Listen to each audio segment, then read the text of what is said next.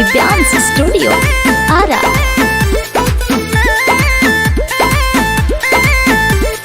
देखा देखी होता अब दिनवा धराई, बुझ मजबूरी जानू दूरी लव बनाई। सुना ना, हाँ देखा देखी होता अब दिनवा धराई, बुझ मजबूरी जानू दूरी लव बनाई। साथ जब छूटी दिल रोई बेसहारा होई, साथ जब छूटी दिल रोई बेसहारा होई। देखे तू काम चल जैबू ना गुजारा होई, गईला के बाद अब प्यार ना दोबारा होई।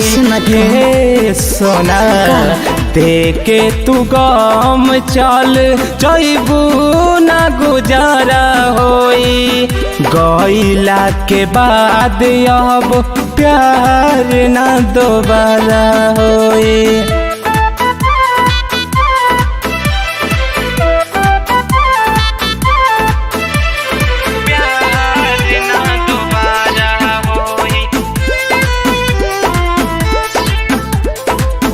तू ही हो बजान हमार दिल के धड़कन हो, ससुरा में तोहरा बिना लागे नहीं मन हो, लागे नहीं मन हो। प्यार कैलू हमारा से दोसरा के सेनुरा मंगिया में कैसे सजैलू हो। बीतल जवन दिने जब याद आई तोहरा, हमारा बिना का रह पैबू हो।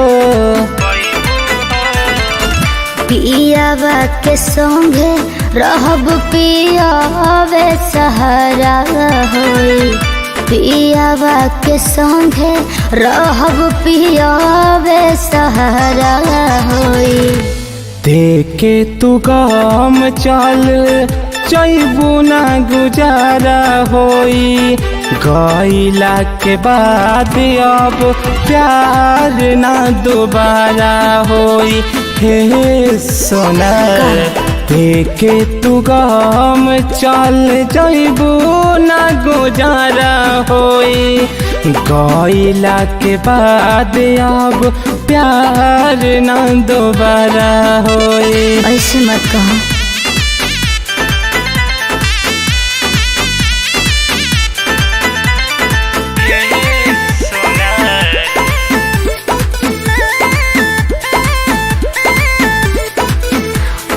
तने ही दिन के रहे हमनी के प्यार हो, सुना दिनेश न करी हो जिंदगी बेकार हो।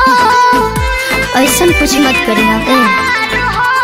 जनतानी साथे जब हमनी के छूटी, कुछ दिन तड़पी दिल हो।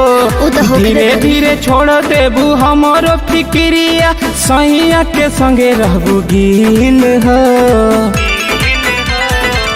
हमारे नियान तोहरो दिल तड़पत बेचारा होई, हमारे नियान तोहरो दिल तड़पत बेचारा होई।